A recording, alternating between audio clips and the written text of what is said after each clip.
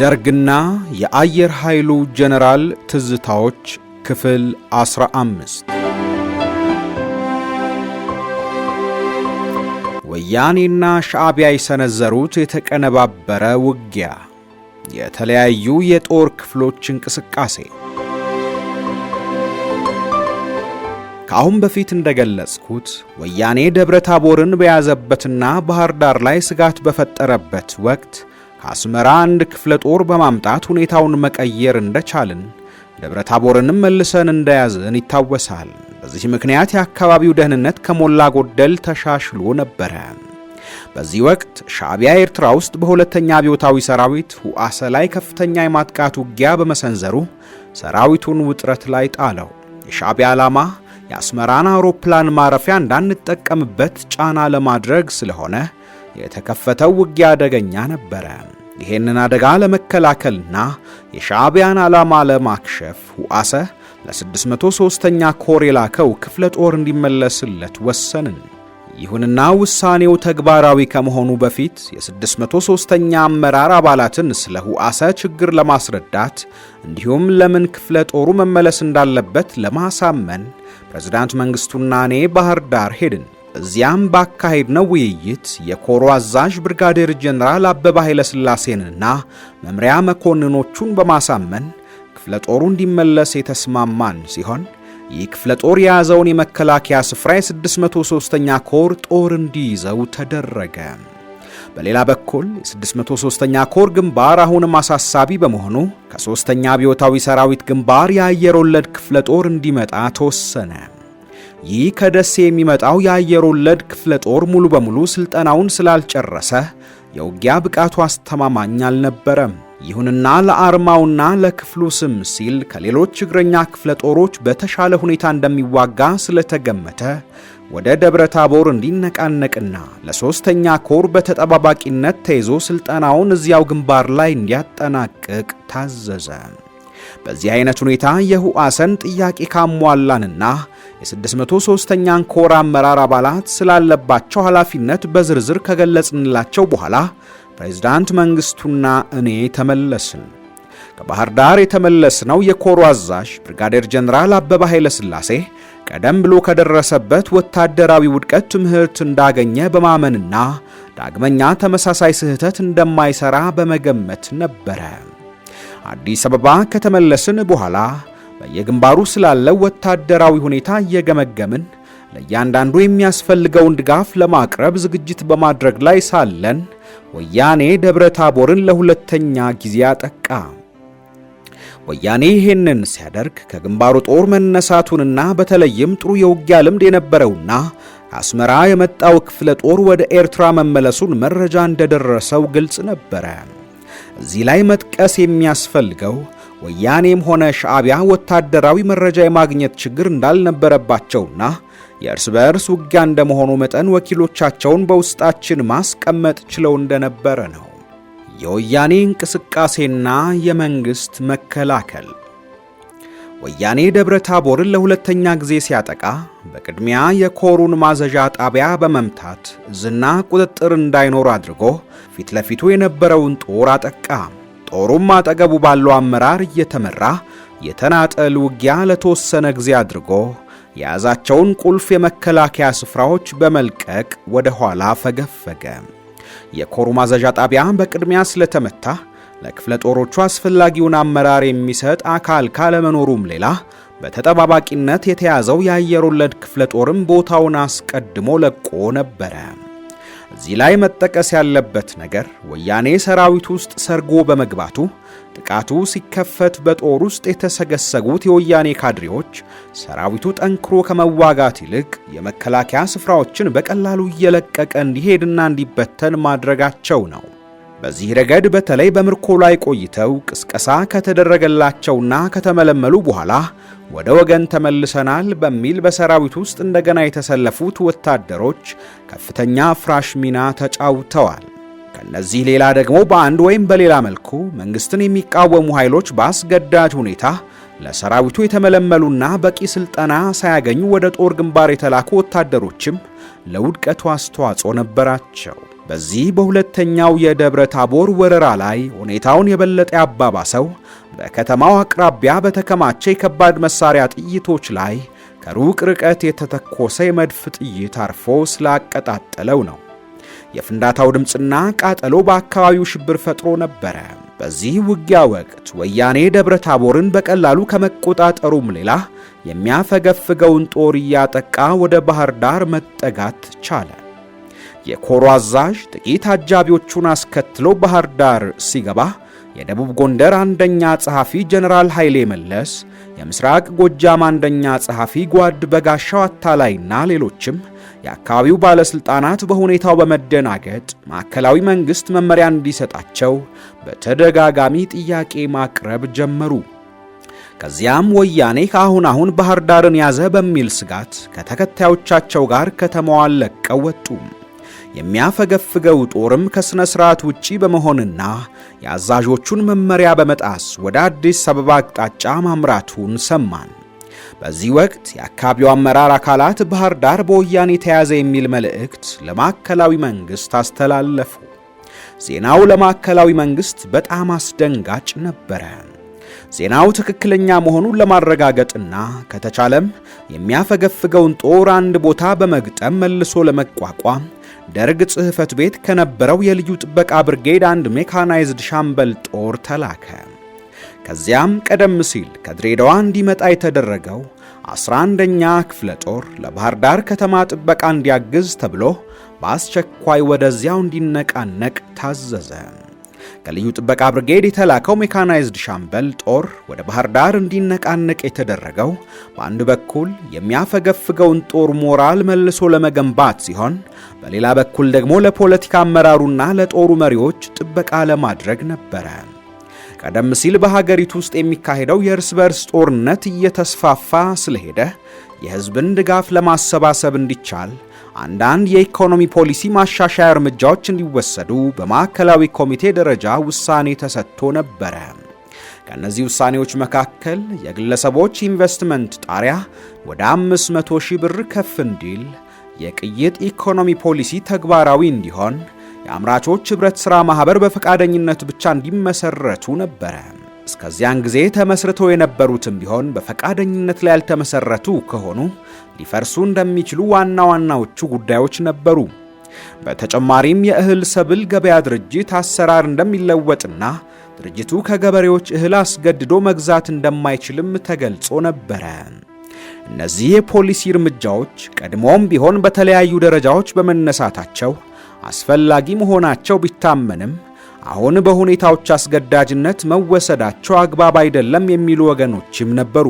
ፖሊሲዎቹ በሕዝብ ዘንድ ተቀባይነት እንደነበራቸው የተረጋገጠው ውሳኔው በተላለፈ በማግስቱ የዩኒቨርሲቲ ተማሪዎች የቅይጥ ኢኮኖሚ ፖሊሲውን በመደገፍ ሰላማዊ ሰልፍ በማድረጋቸውና በገጠርም ገበሬው የአምራቾች የኅብረት ሥራ ማኅበራትን ብዙም ሳይቆይ በማፍረሱ ነበረ።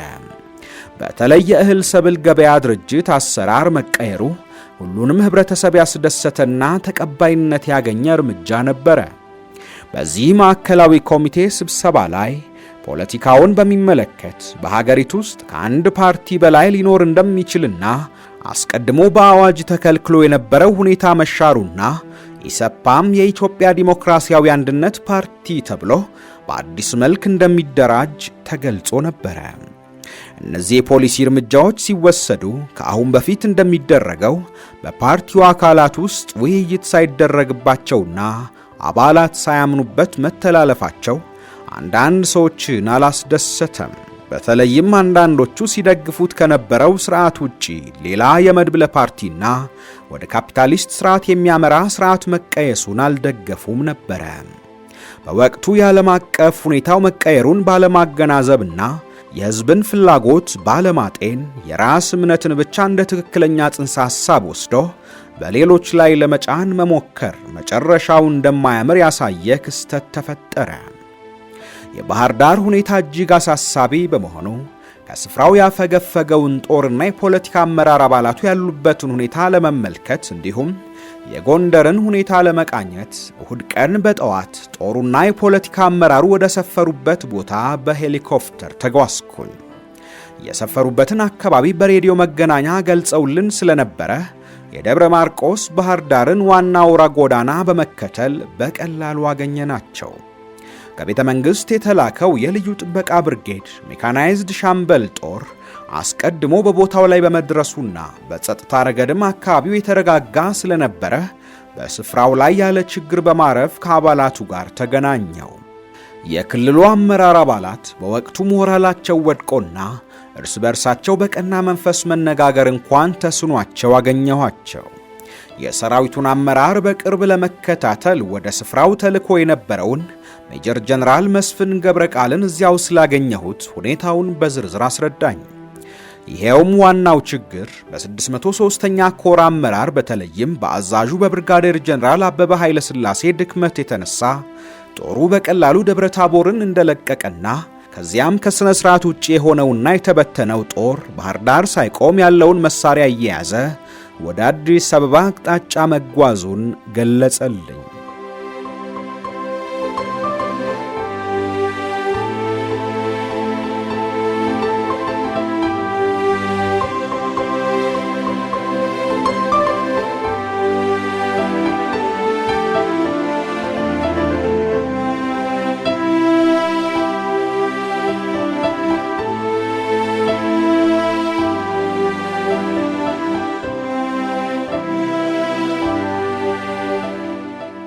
ጦሩ ባህር ዳር በገባበት ወቅት ከሥነ ሥርዓት ውጪ ስለነበረ ማንም ሊያቆመው ባለመቻሉ በአካባቢው የነበሩ የፓርቲና የአስተዳደር አመራር አባላት በወያኔ ሰራዊት ላለመያዝ ከተማውን ለቀው መውጣት እንደተገደዱም አስረዳኝ።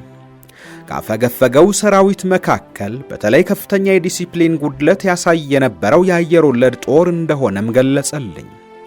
በወቅቱ የሰራዊቱ አባላት ለመኮንኖች በተለይም ለከፍተኛ መኮንኖች እንደማይታዘዙና ለአመራሩ ጥላቻ በማንጸባረቅ ላይ መገኘታቸውን ስላብራራልኝ ሁኔታው የሚያሳየው በሰራዊት ውስጥ የወያኔ ካድሬዎች ሰርገው መግባታቸውን ነበረ።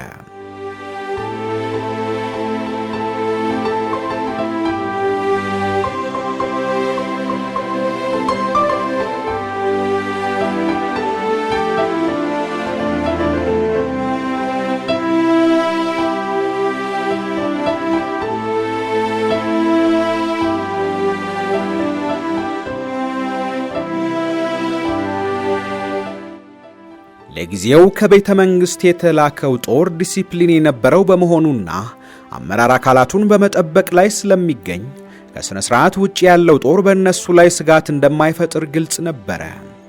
የሆነ ሆኖ አመራር አባላቱ የልዩ ጥበቃ ብርጌድ ጦርን በመጠቀም በተቻለ መጠን ካፈገፈገው ጦር ውስጥ ሥነ ሥርዓት እንዲሰፍን እንዲያደርጉ በመንገርና ለዚህም እንዲረዳቸው ከድሬዳዋ የመጣው 11ኛ ክፍለ ጦር በመንገድ ላይ መሆኑንና ጦሩም ባጭር ጊዜ እንደሚደርስላቸው ነገርኳቸው። በወቅቱ የ603ኛ ኮር አዛዥን ብርጋዴር ጀነራል አበበ ኃይለ ሥላሴንም ሆነ ስታፎቹን ለማነጋገር ሁኔታውም ጊዜውም ስላልፈቀደልኝ ለፓርቲው አባላት እስከ ተቻለ ድረስ የአካባቢውን ሕዝብ እንዲያረጋጉ መመሪያ ሰጥቼ ወደ ጎንደር አመራው። በባህር ዳር ከተማ ላይ በነበርንበት ወቅት በከተማው ውስጥ ምንም አይነት የሕዝብ እንቅስቃሴ አይታይም ነበረ። በሌላ በኩል በአውሮፕላን ማረፊያው የአየር ኃይል ሜዳ ላይ አንድ ተበላሽቶ የቆመ ሚግ ተዋጊ ጀት አውሮፕላን አየን። አየር ኃይል አውሮፕላኗን ለመደምሰስ ጥያቄ አቅርቦ አልተፈቀደለትም ነበረ።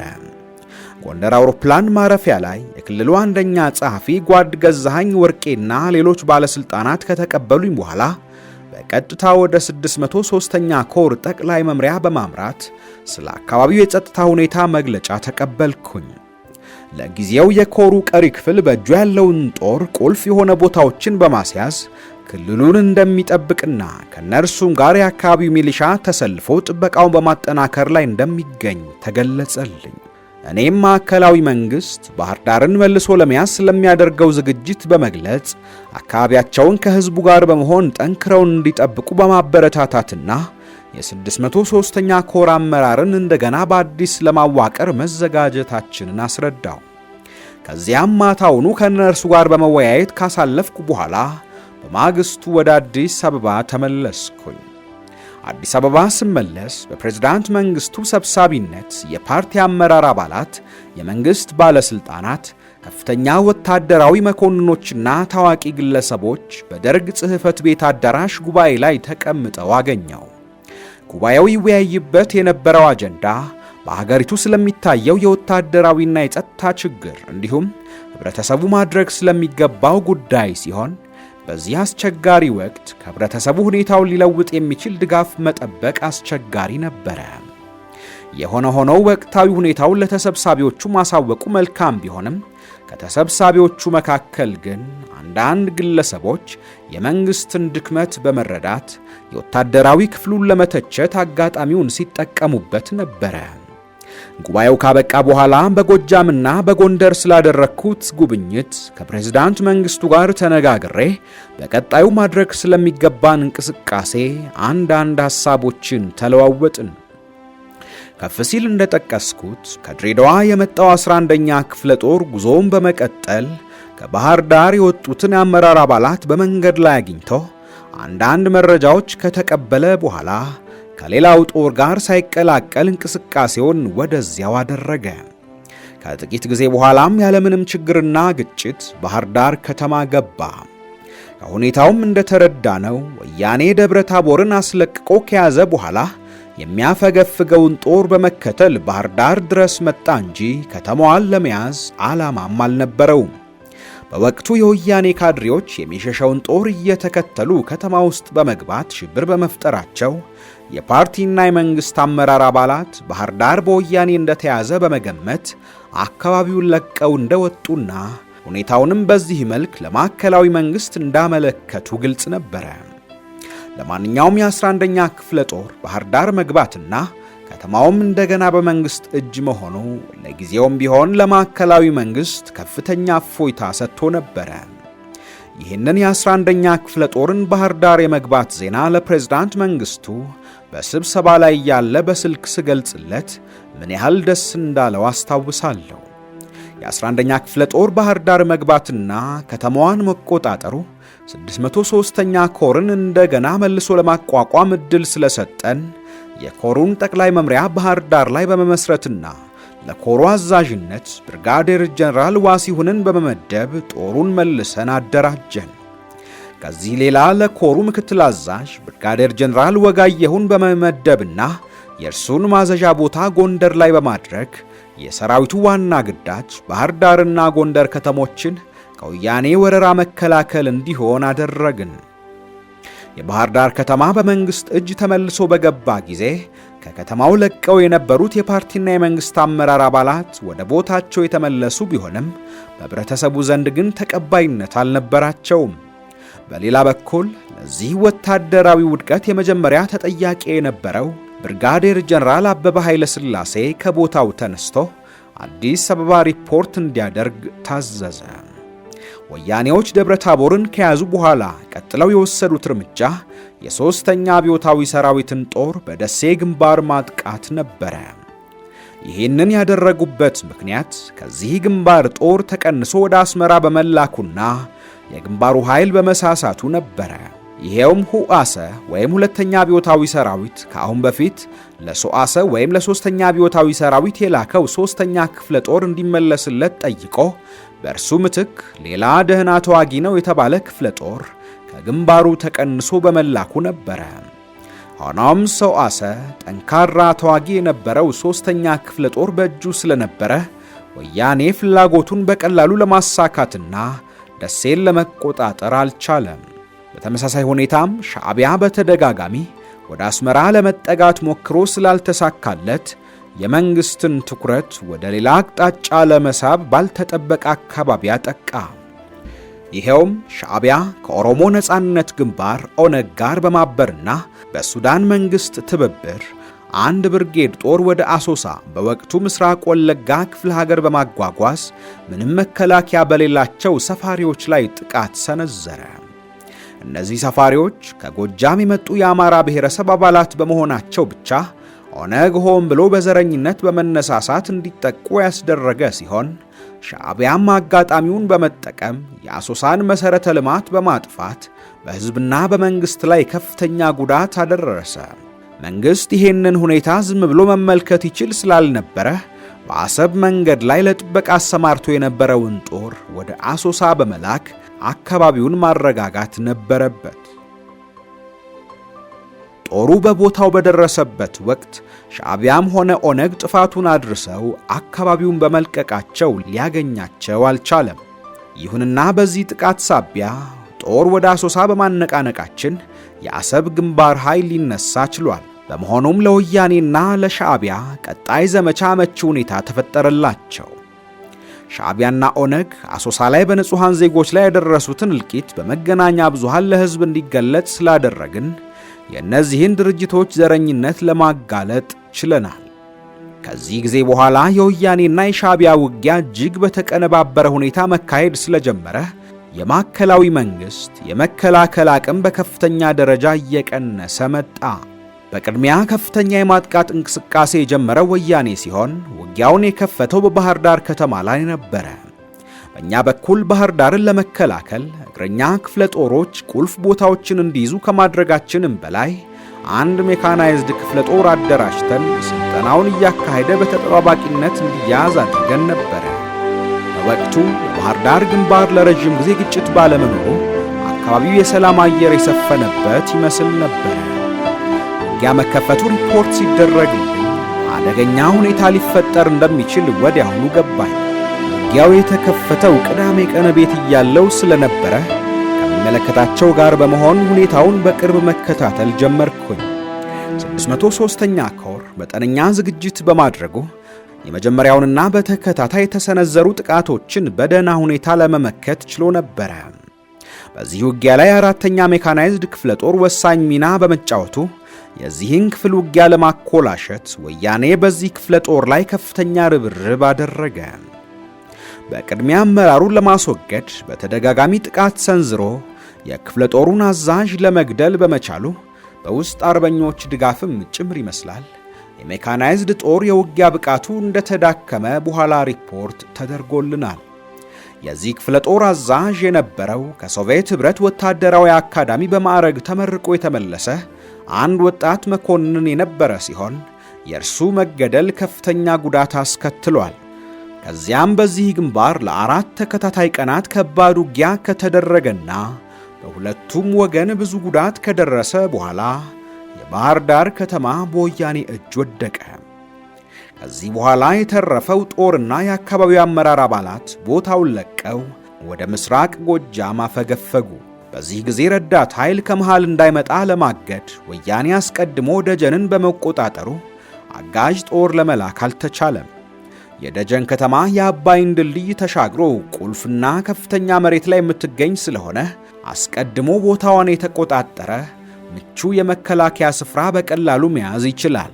በወቅቱ ደብረ ማርቆስ ከተማ ላይ የነበሩት የፓርቲና የመንግስት አመራር አባላት በደጀን መያዝ ምክንያት ከኋላ ስለተቆረጡ ቡሬ ማሰልጠኛ ጣቢያ የሚገኙ ምልምል ወታደሮችን ከአሰልጣኞቻቸው ጋር ለማዝመት የተደረገው ሙከራ አልተሳካም። በዚህ ምክንያት ከባህር ዳርና ከደብረ ማርቆስ የወጡ አመራር አባላት በቡሬ ነቀምት ጎዳና አድርገው ወደ ወለጋ ክፍለ ሀገር ስለገቡ የጎጃም ክልል ሙሉ በሙሉ በወያኔ ቁጥጥር ስር ሲሆን በዚያው በመንግስት እጅ የነበረውና በወያኔ ተከቦ የቀረው የጎንደር ከተማ ብቻ ሆኖ ነበረ።